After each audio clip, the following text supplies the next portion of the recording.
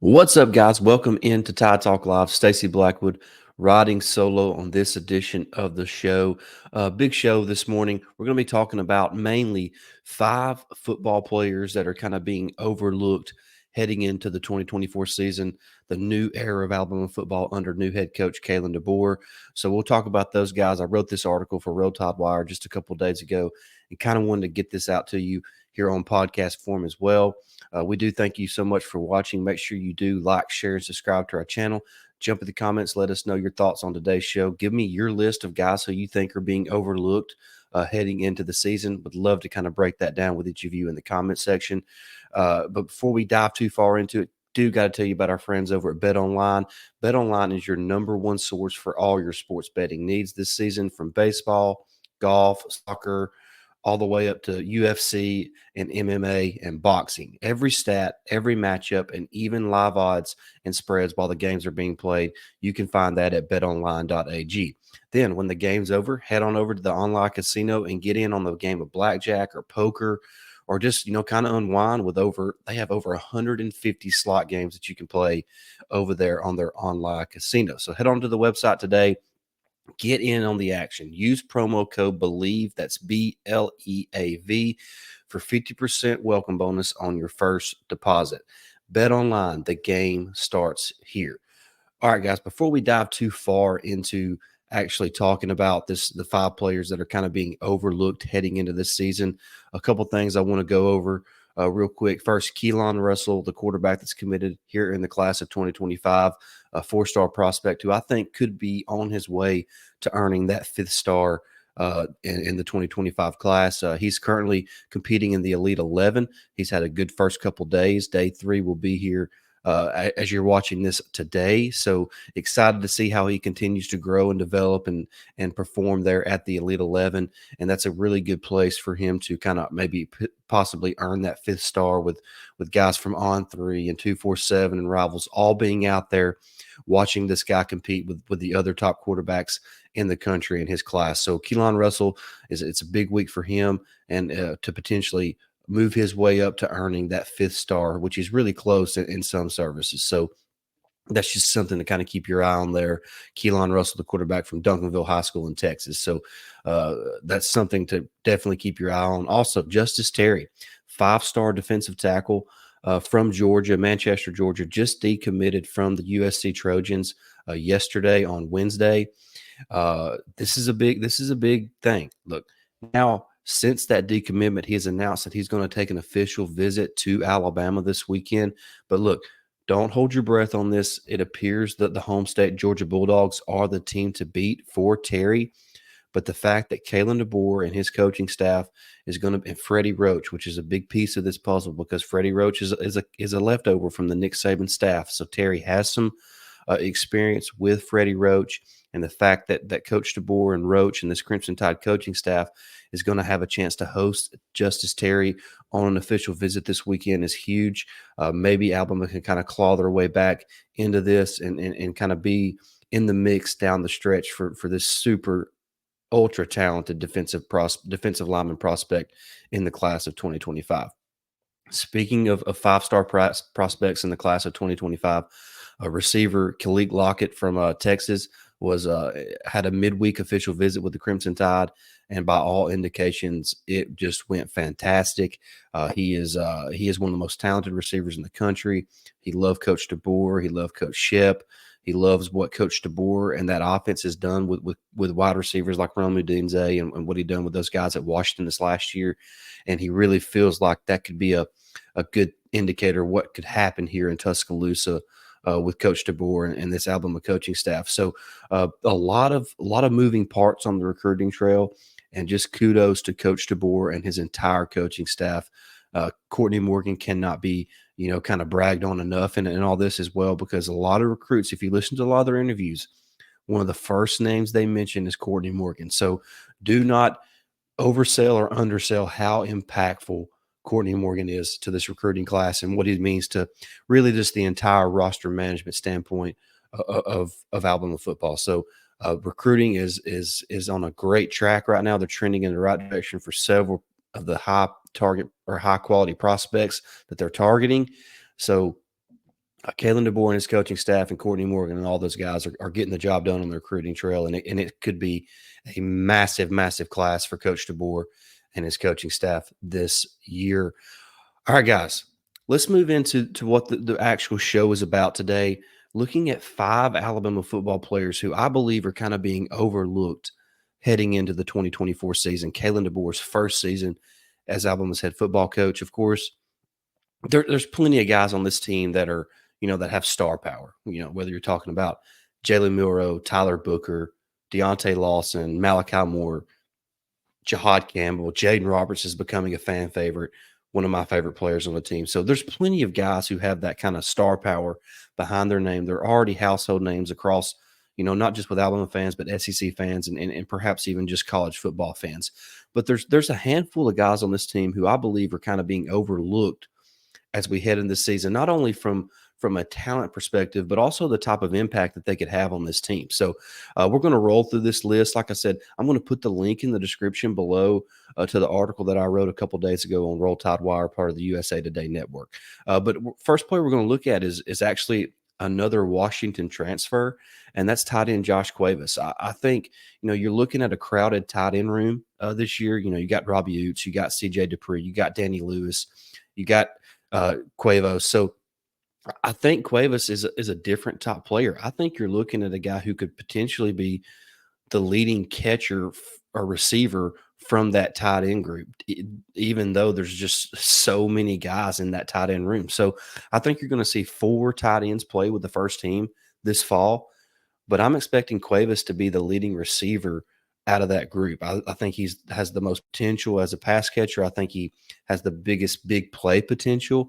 I mean, you look at what he did last year in a limited role with the Huskies under Kalen DeBoer.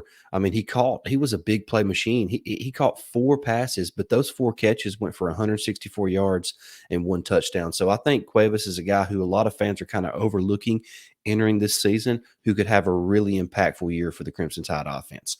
Next up, we're looking at a guy who's been around for a while, a guy who's played a role for this team for a couple of years, and that's Quandarrius Robinson, who's probably going to be the starter at the Wolf position this year. There's no more Will Anderson, there's no more Dallas Turner, there's no more Chris Braswell, but Robinson has kind of waited his turn behind all those guys. And like I said, he's going to be playing that Wolf position in the Kane Womack defense. And I like what Q Robinson can do this year from that spot. I think he's a guy who could approach double-digit sacks potentially and kind of turn into a high-profile name kind of leading up to the 2025 NFL draft. So I think Q-Rob's kind of being overlooked a little bit from that Wolf position. I think he could be in for a big season in his final year in Tuscaloosa. Next up, we're going to look at wide receiver Cole Adams. Look, kind of like Cuevas at tight end, the Alabama receiver room is just loaded with talent. There is so many dudes there. I mean, whether you're talking about Kendrick Law, Kobe Prentice, Jeremy Bernard, Emmanuel Henderson, there's a lot of dudes there. Ryan Williams is coming in, but I don't want people to forget about Cole Adams. Cole Adams had a fantastic spring. He even had a fantastic spring as a true freshman in 2023 before getting injured. This is a dude who, when he is healthy, he makes plays in front of the coaching staff. So I'm not saying he's going to catch a lot of passes. I'm not saying he's going to be just a major factor in the receiver room this fall, but I do think you're going to see him make some plays for the Alabama offense. I think you could see him maybe come up with some clutch plays for Alabama, whether it's picking up a must-have first down, whether it's scoring a late-game touchdown. I think Cole Adams, even from a special teams standpoint, could potentially make an impact for Alabama here in 2024. Next up, offensive tackle Wilkin Formby. There's a lot of people who have the impression that Elijah Pritchett will be the starter at right tackle now that Caden Proctor is back in the fold and will likely be the starter at left tackle. But I don't want people to forget about Wilkin Formby. I think Wilkin Formby fits the mold of what Coach DeBoer and this coaching staff and Coach Cap, the offensive line coach, want from their tackles. You're looking at a guy that's around 6'7", 320, not too beefy, light on his feet, but physical enough. So I think Wilkin Formby is a guy that fans need to keep their eye on, because I'll be honest with you, if I had to put money on it right now, I would say before it's all said and done, Wilkin Formby will be the starter at right tackle for Alabama in 2024. So I know Elijah Pritchett's there. I know he was highly recruited, but for whatever reason, I feel like Wilkin Formby is going to be that guy at right tackle this fall. Finally, we're going to wrap it up with a former five-star recruit, in-state recruit, who was, really come in with a lot of accolades, really come in with a lot of expectations. And, it's just one of those situations where you have to remain patient with some guys. And I'm not saying this is going to be the year, but I think this is kind of be the stepping stone year for this guy. I'm talking about Jeremiah Alexander. Now, this guy's kind of bounced around from inside linebacker to outside linebacker. He's kind of settled in now with Kane Womack. He's going to be playing inside linebacker, playing off ball. But once again, there's some older statesmen ahead of him, whether it's Deontay Lawson, Jihad Campbell. But I do believe there's room for a third inside linebacker to kind of make an impact even here in 2024. We all remember how important Tresman Marshall was last year as that third inside linebacker for Alabama, whether he was filling in for an injured Deontay Lawson, whether he was filling in for an injured Jihad Campbell. Tresman Marshall was an impactful player for Alabama in 2023, had a massive game against Georgia in the SEC championship game.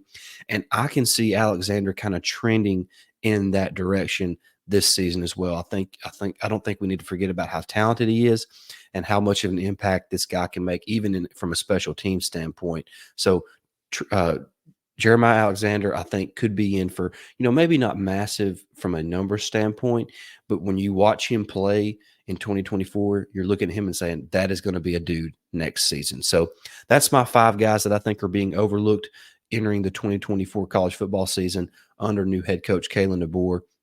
I'm really excited about the season. I think there's a lot to look forward to. I think there's a lot that Alabama fans should be optimistic about. I think when you look at this offense, whether it's now that Caden Proctor's back, I know there's a little question marks. Like I mentioned at right tackle, the offensive line is going to be solid. The run game is going to be solid with Justice Haynes, Jam Miller, Richard Young, the freshman Daniel Hill, and Kevin Riley. What a group of running backs Alabama has this fall. You look at receiver, I think Jeremy Bernard is going to be the true number one guy. And then after that, you have several players who are capable of making plays in this offense. I talked about the wide receivers earlier. I didn't even mention Caleb Odom, who is a 6'5" target who could be an absolute weapon in the red zone. So offensively, I think there's a lot to kind of be excited about and have optimism about, especially considering how well Coach DeBoer has done as an offensive-minded head coach in his time, not only at Washington, but at Fresno, what he did in Indiana with Michael Penix as well. So offensively, Alabama, I believe, is going to be in good shape in 2024. And then defensively, you have a lot of key pieces back. Sure, you lose Kool-Aid. Sure, you lose Caleb Downs. Sure, you lose Terrion Arnold. But Malachi Moore's back. You bring in Keon Sabb. You have Jihad Campbell, Deontay Lawson back in the middle. The defensive line has a ton of depth and experience coming back, whether you're talking about Tim Keenan, Tim Smith, Jaheim Otis. I wanted to say DJ Dell, Jaheim Otis. There's a lot of James Smith. There's a lot of guys coming back along that defensive front, especially in that front seven, that I think kind of help stabilize the defense early on in the season as the back end kind of grows together, because you're going to be playing some either really young players or guys who are new to this system in Tuscaloosa. So I think there's a reason to be optimistic about this season. I think Kalen DeBoer is a proven winner. I think Alabama has a top 5 roster in the sport. So I think if you have a top 5 coaching staff, a top 5 roster, you're going to be right there in the mix to potentially play for a national championship. I'm confident they'll make the college football playoff. I think 10-2 gets them in, potentially even 9-3 if the dominoes fall right. But I'm seeing honestly, worst case scenario for Alabama this year is 10-2. In my opinion, I think 11-1 is very manageable for this team, because I like what they bring back from a leadership standpoint. You look at the way this team is kind of gelled off the field this offseason, and I think you got to like what you're seeing from this program, especially then you add on the fact that this coaching staff is kind of silencing some doubters on the recruiting trail as well. I think these recruits are coming to Tuscaloosa and they're surprised at how Coach DeBoer is kind of keeping this thing rolling. So a lot to be optimistic about, a lot to look forward to in this 2024 season. And we can't wait to kind of be here along the way to discuss it with you. But that's going to wrap up today's show, guys. Make sure you do like, share, and subscribe to our channel. Brought to you by the Believe Network and powered by betonline.ag. So make sure you head on over to BetOnline to place all your online bets, also to play on their free online casino as well. So make sure you do that, guys. Make sure you jump in the comments. Let us know your thoughts on our 5 overlooked players heading into 2024, and give us your thoughts. Give us who you, maybe there's somebody different that you're thinking of. Let us know in the comment section below, and we'll be glad to kind of discuss that with you there. But thank you guys so much for watching. We'll be back real soon, and until then, roll tide.